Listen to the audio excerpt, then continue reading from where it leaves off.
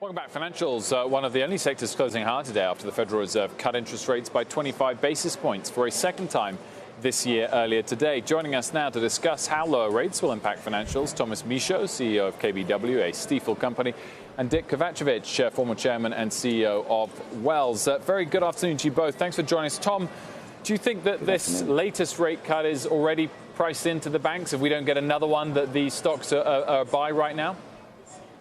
Absolutely. I think that a lot of the negative expectations were really showing themselves in bank stocks over the course of the year.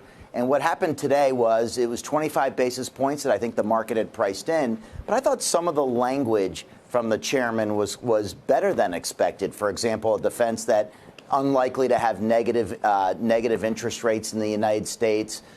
So I think that there was more to like than not to like in terms of the statement. And the bank stocks had already incorporated a lot of bad news or challenging news in them.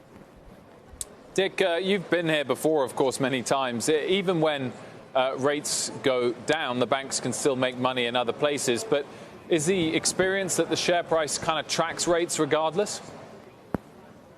No, well, I agree with Tom. I think it's already in the market. One. Two, this is not, for most CEOs, their first rodeo. They've been dealing with low interest rates. In fact, a few years ago, it was almost at zero. Also, the banks that always do well in almost any rate environment are the ones that are very broad, diversified, have many businesses, many products and services besides loans. There's no doubt that lower short-term rates result in lower margins. And so banks have already said in their latest investment meetings that they will have lower net interest revenue than they thought they would have. But by the same token, lower interest rates means is usually a stimulus to the economy. Customers may borrow more money, so the volume of loans could go up, which would mitigate some of this.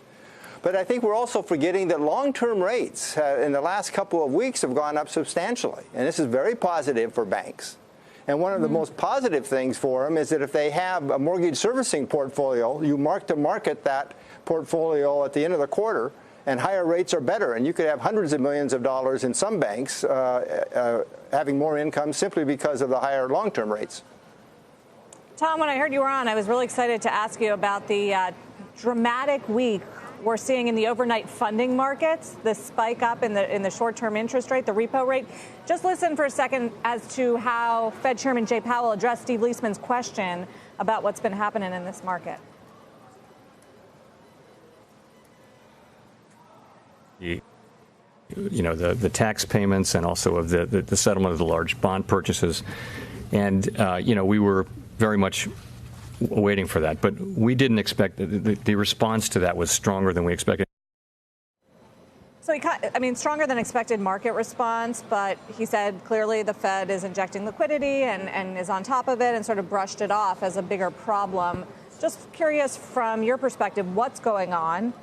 What it means from the perspective of the banks and how big of a deal it should be. Sure. I think it's 100% a market structure issue. I do not think that this pressure is signaling any trauma around the world like it might have a decade ago.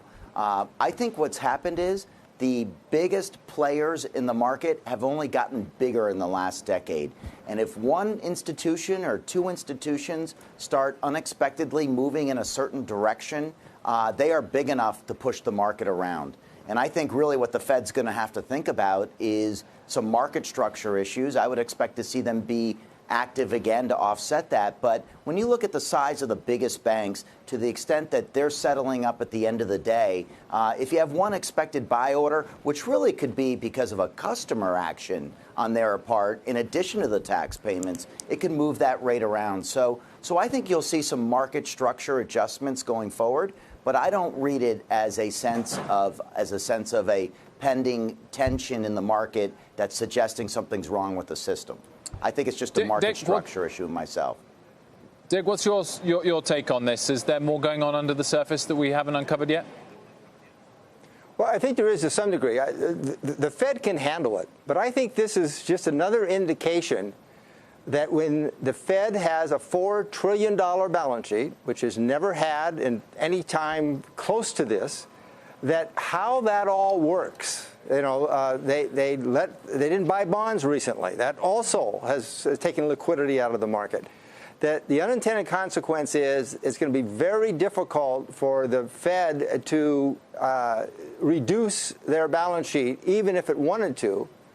And if they don't reduce their balance sheet, and we do go into another recession, is it going to be $7 trillion or $8 trillion?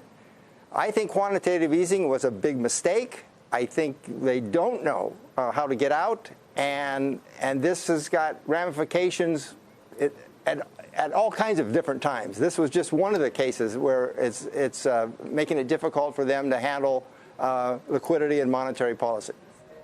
Dick, just quickly, and I think also, can you, sorry, Tom, Dick, just quickly, can you believe that your old employers still haven't found a permanent CEO?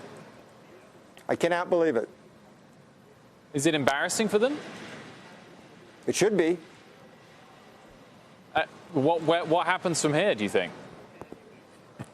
They find one. No, well, why do you think it's taking so long? I have no idea. It's inconceivable to me. But they have an option, and that is to make the interim CEO the permanent CEO. And then if they want to keep looking or bring someone in as a COO or something, they can do that. And why that option was not taken, by now is strange to me.